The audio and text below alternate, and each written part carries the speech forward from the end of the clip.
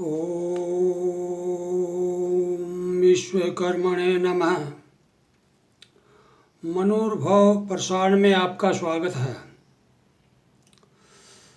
आज विश्वकर्मा की कथा द्वितीय भाग है।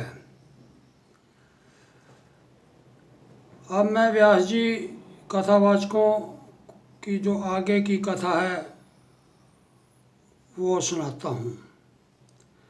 ब्रह्मा जी के पुत्रों में एक पुत्र अंगिरा नाम का था। वह उसका सर्वप्रिय था। अतः उन्होंने वेदों का संपूर्ण ज्ञान विशेष रूप से दिया था। चारों वेदों का ज्ञान देने के पश्चात ब्रह्मा जी ने उन्हें कहा कि आप इस संसार को सुखी एवं समृद्ध बनाएं, वेदों का ज्ञान सब तक पहुँचाएं। महर्षि अंगिरा ने वेदों का पूर्ण ज्ञान तो प्राप्त कर लिया, किंतु महर्षि कश्यप द्वारा उत्पन्न वेद एवं दानवों, देवता और दानवों की सृष्टि को किस प्रकार सुखी करूं, वे इस निर्णय न ले सके और इस मानसिक शांति से दुखी हो गए। उन्होंने प्रथम उपाय को जानने के लिए पर्याप्त तपस्या की। वे जानते थे कि आध्यात्मिक शक्ति एवं ज्ञान से सब विषयों का ज्ञान प्राप्त तो हो जाता है। अतः वे तप करने लगे। अंत में वे स्वयं ब्रह्मा जी के पास गए और प्रणाम किया। प्रणाम करने के बाद उन्हें कहा, हे तात, आपने मुझे संपूर्ण ज्ञान तो दे दिया है, किंतु मैं इस ज्ञान का उपयोग नहीं कर सकता। मुझे आप क्रियात्मक विधि का भी उपदेश दें, जिससे समाज को मैं सुखी एवं समृद्ध बना सकूं। इस समस्या को सुनकर ब्रह्मा जी ने कहा, हे पुत्र, तुम जो ज्ञान दिया है वह मुझे विराट विश्वकर्मा जी द्वारा प्राप्त हुआ था। सृष्टि निर्माण विधि भी मुझे उन्हीं से सीखी थी। तुम अपने पितामह विराट विश्वकर्मा की उपासना करो, तुम्हें शांति मिलेगी। एवं अंगिरा अपने पिता ब्रह्मा के इस रहस्य को जानकर अनेक वर्षों तक विराट विश्वकर्मणे नमः का जाप करने लगे। कुछ समय के बाद विश्वकर्मा जी ने उन्हें दर्शन दिए और सामने उपस्थित होकर महर्षि अंगिरा प्रार्थना करने लगे, हे भगवान, आप ही इस संसार के जेय हैं, आप ही ज्ञान स्वरूप हैं। आपके बिना इस संसार में कोई इच्छा पूर्ति नहीं हो सकती। आप सर्वज्ञाता हो, सबके हृदय की बात को जानते हो, भक्तों पर कृपा करते हो। मुझे आपके पुत्र ब्रह्मा ने मुझे सृष्टि को सुखी एवं समृद्ध बनाने का आदेश दिया था। उसके द्वारा दिया गया उपदेश, वेदों का ज्ञान मुझे प्राप्त तो हो गया, किंतु मैं उसे क्रिया रूप नहीं दे सका, अनभिज्ञ रहा। पर्याप्त विचार एवं मनन करने के बाद भी मैं उस क्रिया का रूप नहीं दे पाया। मेरा मन सदैव अशांत रहता है। कृपया मेरा मार्गदर्शन करें। विराट विश्वकर्मा महर्षि अंगिरा की प्रार्थना सुनकर प्रसन्न हुए। उन्होंने वेदों के उपवेद, धनुर्वेद, आयुर्वेद का संपूर्ण ज्ञान दिया, क्योंकि वह शरीर की सब धर्म कर्म करने का एकमात्र साधन है। शरीर ही से हम अपनी इच्छा पूर्ति कर सकते हैं। अतः आयुर्वेद के संपूर्ण ज्ञाता ने विराट विश्वकर्मा ने उन्हें अवगत कराया और उसके उपरांत धनुर्वेद संबंधी अस्त्र शस्त्रों का ज्ञान दिया, अन्य सुरक्षा संबंधी उपकरणों का ज्ञान दिया। महर्षि अंगिरा के मन में इस ज्ञान से अपार शांति मिली तथा उन्होंने संसार को सुखी, समृद्ध एवं स्वस्थ बनाने के लिए अनेक उपकरणों का निर्माण किया। उन्होंने इस ज्ञान को अपने तक ही सीमित नहीं रखा, अपितु अपने पुत्र पौत्र ऋषियों को भी विधि विधान का ज्ञान दिया। महर्षि अंगिरा के अनुज कश्यप के देव एवं दानव दो प्रकार की सृष्टि उत्पन्न की।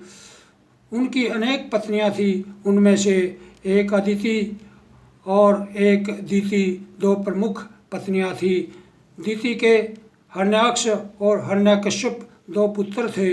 अदिति के धाता मित्र, अर्वन, इंद्र, वरुण, अंश, अंग, विवस्वान, सविता, त्वष्टा, पुष्य और विष्णु नामक 12 पुत्र हुए। इनमें विष्णु सबसे छोटा था। विष्णु इसे सबसे छोटे थे। अदिति के पुत्र भौतिकवादी थे तथा अदिति के पुत्र अध्यात्मवादी थे। दोनों मसेरे भाई थे, अतः उनमें आपस में विरोधाभास था। दोनों आपस में झगड़ते रहते थे।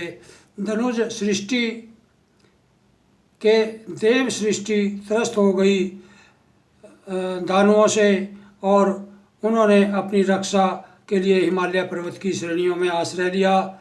जब देवता राक्षसों से अत्यंत पीड़ित होने लगे तब वे अपने पिता कश्यप के पास गए और उन्होंने अपने दुखों का वर्णन किया। पिता होते हुए भी महर्षि कश्यप ने अपने पुत्रों के राक्षसों के कार्य से बहुत दुखी हो गए थे, अतः उन्हें देवों से विराट विश्वकर्मा की उपासना करने का आदेश दिया। सभी अदिति के पुत्र विराट विश्वकर्मा की तपस्या में लीन हो गए। कुछ समय उपरांत विराट विश्वकर्मा उन्हें दर्शन दिए।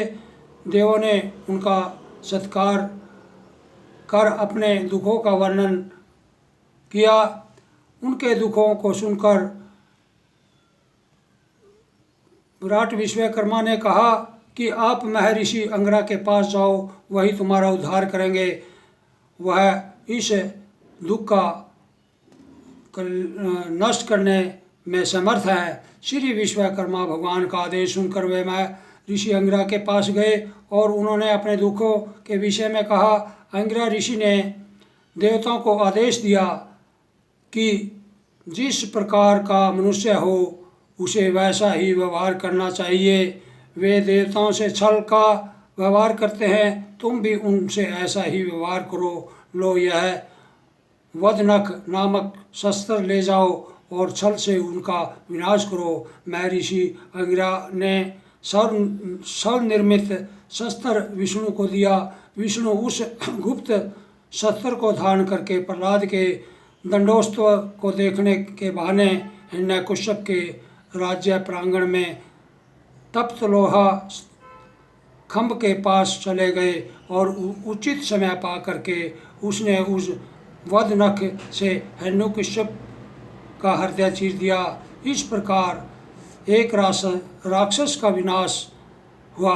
बाद में विष्णु नरसिंह अवतार के नाम से प्रसिद्ध हो गए। इस प्रकार विराट विश्वकर्मा भगवान ने देवताओं और सज्जनों की रक्षा की और वेदों का क्रियात्मक ज्ञान देकर अंगिरा के मन को शांत किया और मनुष्य संकट काल में भगवान विश्वकर्मा का स्मरण करता है, उसे सब कष्ट दूर हो जाते हैं, दुख दूर हो जाते हैं और वह दुखी एवं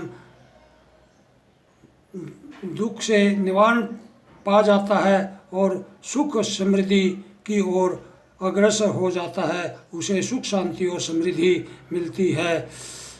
भगवान विश्वकर्मा की सृष्टि का निर्माण एवं पालन है। कलयुग में विराट विश्वकर्मा की जो आराधना अर्चना पूजा करेगा वही विशेष फल पाएगा। बोलो भगवान विश्वकर्मा की जय। यदि मेरी ये संक्षिप्त कथा आपके समझ में आई हो और आपके पसंद हो तो मेरे इस वीडियो को लाइक करें, सब्सक्राइब करें और बेल आइकॉन बजाएं। इति ओम सम।